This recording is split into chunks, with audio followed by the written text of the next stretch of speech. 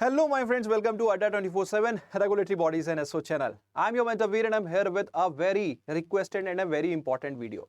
कुछ दिन पहले मैंने एक वीडियो बनाई थी which is related to the topic कि do not prepare for RBI if you are doing this.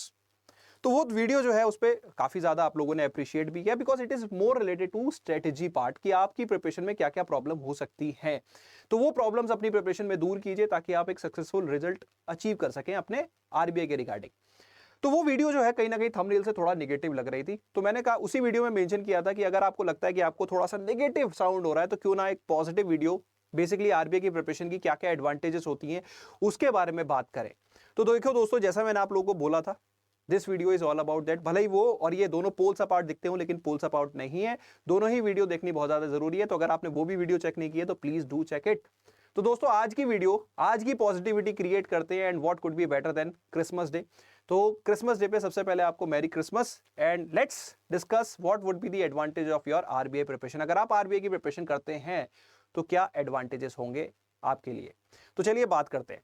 Start करने से पहले छोटी सी रिक्वेस्ट है दोस्तों कि अगर आप हमारे चैनल पे नए हैं तो जल्दी से चैनल को सब्सक्राइब कर लो, वीडियो को लाइक कर दो। इस वीडियो को जितना हो सके जहां पे भी आप अपने सोशल मीडिया प्लेटफॉर्म्स पे अपने दोस्तों से कनेक्टेड हैं उनसे शेयर कीजिए ताकि उनको भी ये बातें अवेयर हो सके। एंड दोस्तों, हमारा ऐप गूगल प्ले स्टोर से डाउनलोड कर लीजिए, अड्डा 24/7 ऐप। इस पे आपको बहुत सारा कंटेंट मिलता है for free related to different examination. And free से याद आया, एपी के ऊपर कम्युनिटी सेक्शन है जिसमें मेरा ग्रुप है फाइनेंस बाय वीर सर, जिसमें मैं आपको banking and finance current affair, RBI की कंप्लीट वेबसाइट की कवरेज, सेबी की वेबसाइट की कवरेज फॉर फ्री प्रोवाइड करता हूं। तो प्लीज इस ग्रुप को फॉलो कर लो, इसमें आप अपनी क्वेरी वगैरह भी पोस्ट कर सकते हो जिसके मैं आपको आंसर करता रहता हूं। एंड अगर आप हमारे किसी कोर्स में एनरोल करना चाहते हो तो मेरा सजेशन रहता है go with the bank Mahapack plus. क्यों? क्योंकि यहाँ पे एक ही कोर्स के अंदर मल्टीपल एग्जाम्स की कवरेज मिलती है, मल्टीपल अटेम्प्ट्स तक अगर आपके पास वैलिडिटी है।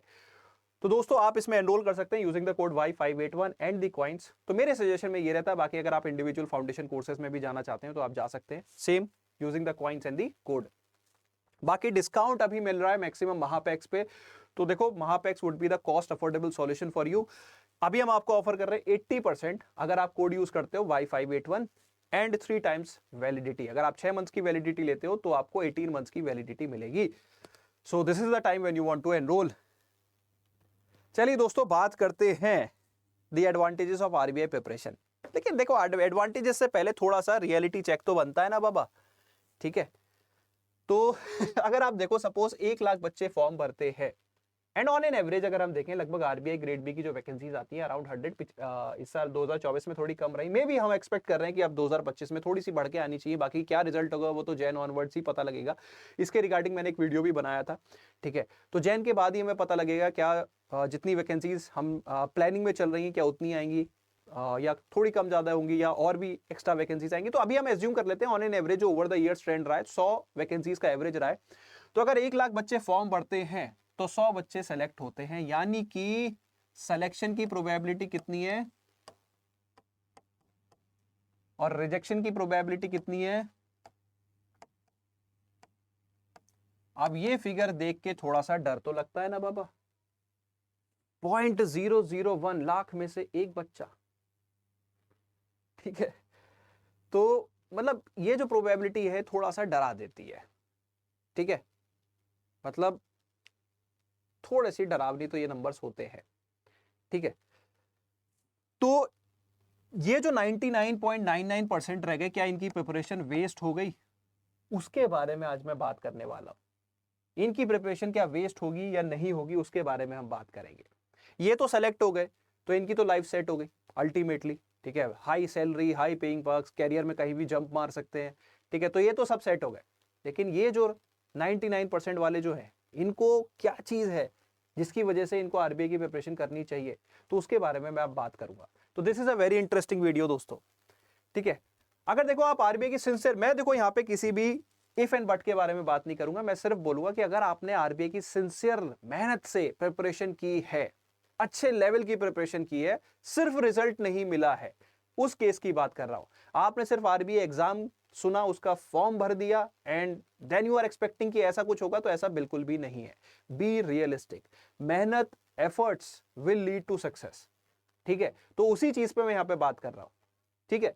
तो अगर आप देखो आरबीआई की फेज 1 की प्रिपरेशन अगर आपने डेडिकेटली की हुई है, सिंसियरली की हुई है, और ये मैं इस बेसिस पे बोल रहा हूं क्योंकि ऐसे मेरे बहुत सारे स्टूडेंट्स हैं जो ये चीज कर चुके हैं, ठीक है, they are still in touch because they are still preparing for RBI, but still they have achieved a good level of success. Like one of my student, मैं नाम नहीं लेना चाहता, लाइक अभी कल ही उससे बात हो रही थी, he is already into the SBI PO, अभी भी वो आरबीआई की प्रिपरेशन कर रहा है और उसके पास इंश्योरेंस कंपनी के भी इंटरव्यू ऑफर्स हैं. तो उसने बोला सर मैं आरबीआई की प्रिपरेशन से एक चीज तो हो गई, कम से कम मैं इंडिया के सबसे बड़े बैंक में सेटल हो गया. अब ठीक है, आरबीआई होता है तो होता है, नहीं होता तो ऐसा कोई दुख नहीं रहेगा, लेकिन हाँ एक चीज है कि मेरी प्रिपरेशन काम आ गई. तो वही चीज मैं यहाँ पे आपको बताना चाहता हूँ. तो सबसे पहला ऑप्शन जो आपके पास ओपन अप होता है वो पीओ एग्जाम्स का, प्रोबेशनरी ऑफिसर्स का होता है. एसबीआई की 2000 वैकेंसीज आती हैं, आईबीपीएस की 6000, देन आरआरबी की जो है वैकेंसीज आती हैं. तो there are 10,000 plus PO vacancies almost. थोड़ा अप डाउन चलता रहता है, देखो मैं पीओ की वैकेंसी ज्यादा ट्रेस नहीं करता, इसलिए मैं ज्यादा एक्यूरेटली नहीं बोलूंगा, बट एक बहुत ही ह्यूज नंबर ऑफ वैकेंसीज तो ओपन अप होता है. अगर आप सोचो ऑल इंडिया लेवल पे 100 सीट्स के लिए आप बेसिकली कंपीट कर सकते हो, तो 10,000 इज अ लग्जरी भाई, इट्स अ लग्जरी. ये चीज आपको समझनी पड़ेगी, इट्स अ लग्जरी. ठीक है, तो वो आप कहीं ना कहीं आराम से सेटल हो सकते हो. और इस साल भी हमारे बहुत सारे स्टूडेंट हैं जो अभी आरआरबी पीओ के इंटरव्यू देके आए हैं. ठीक है, तो और most probably they will be selected क्योंकि उनके रिटर्न में मार्क्स बहुत अच्छे हैं. कुछ बच्चे आईबीपीएस पीओ का मेंस लिख चुके हैं, तो they are waiting for the interview call. So I can say देखो ये चीज तो होती है, दिस इज ट्रू. ठीक है, इसके अलावा देखो मैं यहाँ पे क्लर्क नहीं बोलना चाहूंगा, मैं किसी भी पोजीशन को डिमीन नहीं करना चाहता, मैं तो सिर्फ ये बता रहा हूँ कि जब आप पीओ की इतनी सारी वैकेंसीज है तो क्लर्क में तो कहीं ना कहीं आप सेटल हो भी सकते हो. ठीक है, तो it's totally up to you. Then अगर हम बात करें इसके अलावा और भी आपके पास बहुत सारे ऑप्शंस खुल जाते हैं, लाइक इंश्योरेंस के ऑप्शंस खुल जाते हैं. इंश्योरेंस के एग्जाम्स टाइम टू टाइम आते रहते हैं. कुछ ऑल इंडिया फाइनेंशियल एग्जामिनेशन होते हैं जो फेज 1 के पैटर्न पे ही होते हैं almost, like NHB, time to time आते रहते हैं. There was a student, I think Abhay उनका नाम है, एनएचबी में ही काम कर रहे हैं, आई एम श्योर ए से ही उनका कुछ नाम था.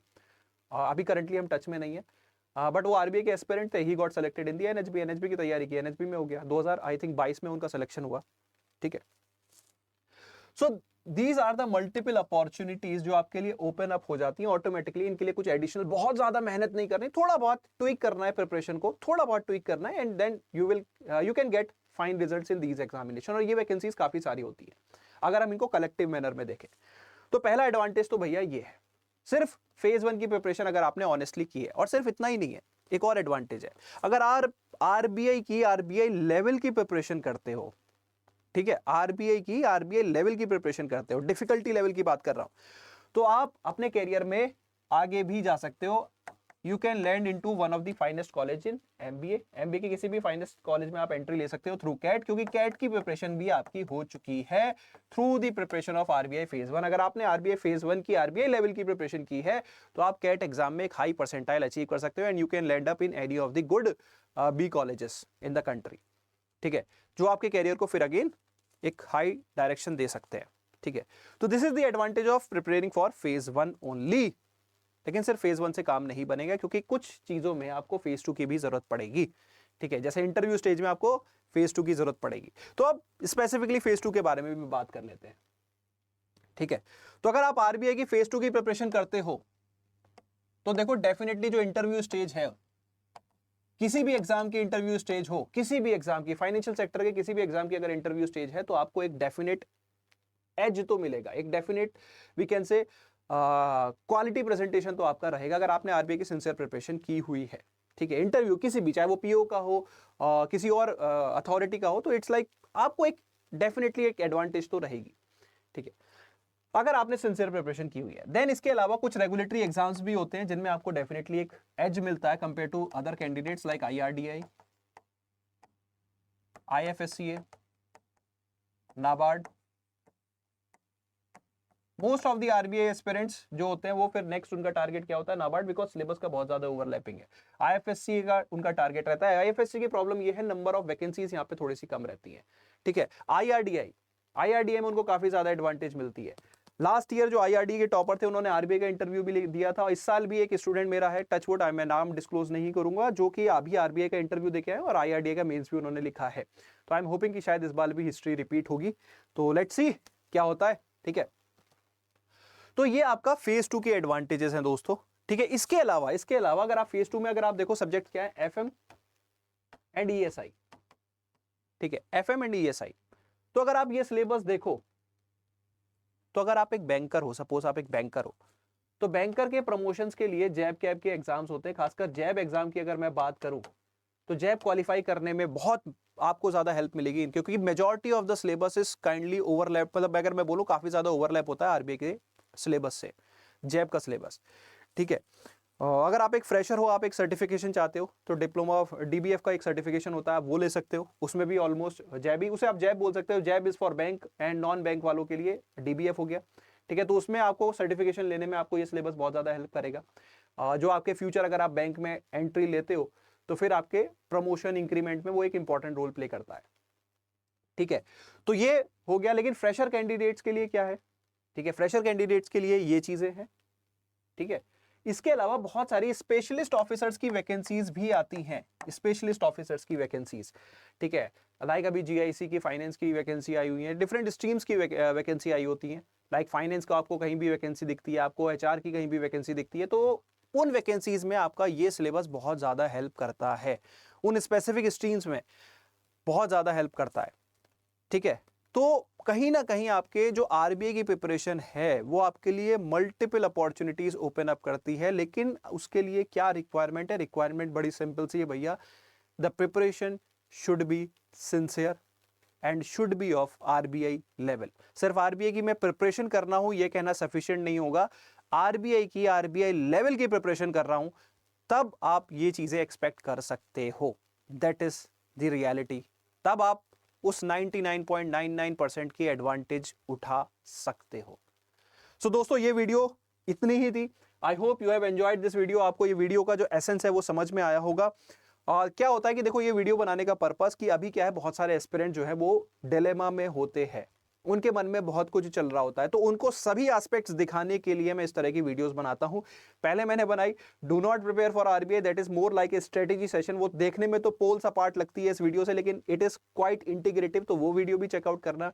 और आज की वीडियो में बताया कि अगर आप आरबीआई की प्रिपरेशन कर रहे हो तो आपके पास खोने के लिए क्या है और पाने के लिए क्या क्या है, ठीक है। तो उन सभी चीजों पे हमने बात की। आई hope you have like the video. अगर वीडियो पसंद आए तो प्लीज एक कमेंट जरूर किया करो, एक छोटा सा कमेंट आपका हमें बहुत ज्यादा इंकरेज करता है, ठीक है।